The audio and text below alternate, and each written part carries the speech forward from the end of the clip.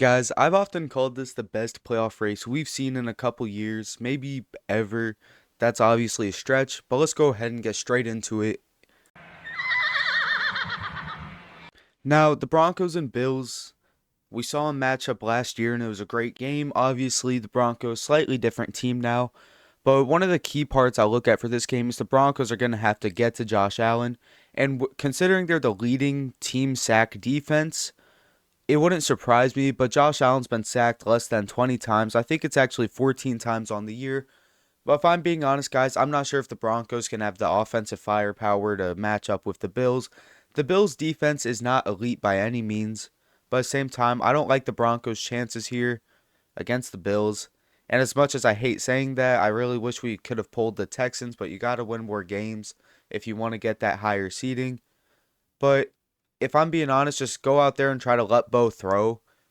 We saw how well it worked against the Chiefs, and although the Bills' defense isn't the Chiefs' second stringers, the Bills still had 8 out of 11. I mean, the Chiefs had 8 out of 11 starters in, but I'll take the Bills in this game. Give me a final score of 27 to 23. It'll be close. Broncos will keep it close for sure.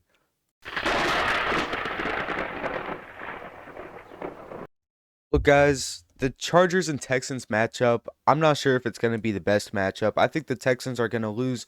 I could honestly see it being kind of a boring game, but it wouldn't even surprise me if the Chargers won by like 10 to 17 points. I know a lot of people are very out on the Texans, and if you're a Texans fan, I know that sucks.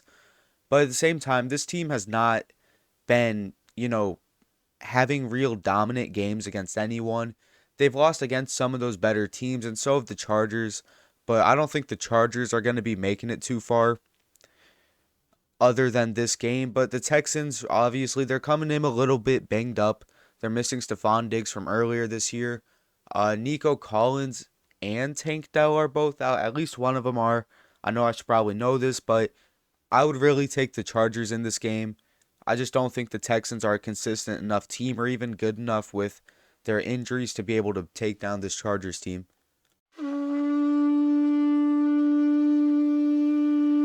Now, the Vikings Ram is actually a matchup we've seen earlier this year. And in that game, it was very close. It came down to what a lot of people are calling a fluky penalty. I guess a fluky miscalled penalty, if anything. And the Vikings are coming off of a bit of a rough game against the Lions, in which they could have secured the first seed, but they would lose. And Sam Darnold especially looked like he was seeing ghost again. Now, I think that this is probably going to be one of the best games. The Rams are on a crazy winning streak, or at least they've been winning a bunch of games through like their last 10 or so. And the Rams have really showed a bunch of resilience this season. I will say that. I would probably still want to go with the Vikings this game with how strong that defense has been. So, with that being said, give me the Vikings with a score 27. Nah, it'll definitely be lower scoring. Give me the Vikings with a score of 21 to 13. All right, guys. So the Eagles Packers is what's up next, and both quarterbacks have been cleared to play, and they most likely will. And the Eagles do have Hurts back, like I've said, and there's probably quite a few jobs on the line here for the Eagles. A lot of people have been calling them frauds.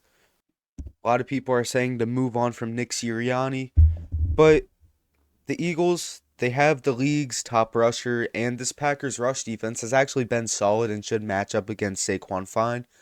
But the Eagles do also have a good offensive line, especially. And I'd honestly like the Eagles in this one.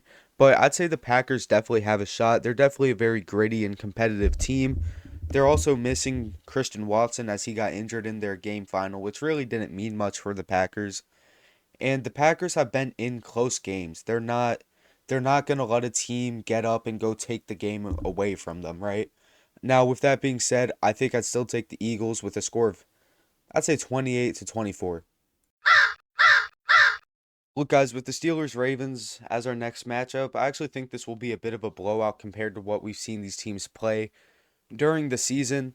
The Steelers are riding a bit of a four-game losing streak, which is kind of crazy. They went from 10-3 to 10-7, and now they're in the wild card slot. But if I'm being honest, I don't really see the Steelers holding up a bunch. Obviously, they have beat the Ravens once this season, as they did split the series with them. And it is very hard to go out and beat a team three times in a season. I don't know if it's actually happened before. I remember seeing that stat when the Saints played, but so I believe that the Ravens will go out there. Obviously, Derrick Henry's had a great year. Lamar's in the MVP talks again. Steelers defense has looked a little weaker through the past couple weeks, even though they did keep it kind of close with the Bengals. They got blown out by the Chiefs quite a bit. The Eagles game was slightly closer, but then they were also blown out by the Ravens recently. So in this game, I wouldn't take the Steelers. I definitely have to go with the Ravens. I'd probably take a score of about 34-20. All right, guys, the Commanders and Buccaneers is actually another rematch. Every NFC wildcard game is a rematch from some point in the season, which is a little crazy, but I could see this being a bit of a high scoring game here. Baker Mayfield, as much as no one talks about it, has played at an MVP level, and that drop right there probably hasn't helped the fact that no one's talking about it. But at the same time, Jaden Daniels on the other side is most likely your offensive rookie of the year. As of now, though, I would say Baker's better. I'm not saying that's how it's going to be for the next 5 years, but I think the quarterback matchup does go to the Buccaneers. Both these teams do have fairly strong defenses, as they both teams have defensive minded head coaches too. So with that being said, though, I like the Bucks experience. I like how everyone in their locker room, or most players, played a couple years ago in that Super Bowl. Obviously, they've lost some guys, but they are pretty experienced in that aspect. And last year, the Buccaneers would also win that card game. And now I just think the Commanders are pretty inexperienced. That defense does have a couple veterans on it. And I think, although I said it'd be a shootout, it's going to be a pretty close game. I'd honestly take the Buccaneers here with a score of 34-31, maybe even 34 to like 28, but it'll be a sure close game at that. Now, I'm not going to go over the entire playoff bracket. I'll wait till the divisional round, predict those games. Then I'll probably finish the bracket in the divisional round. But for Super Bowl winner, give me Detroit. I think the team's very balanced. And throughout the playoffs, they're probably going to be getting some injured players back. Thank you guys for watching and have a great one.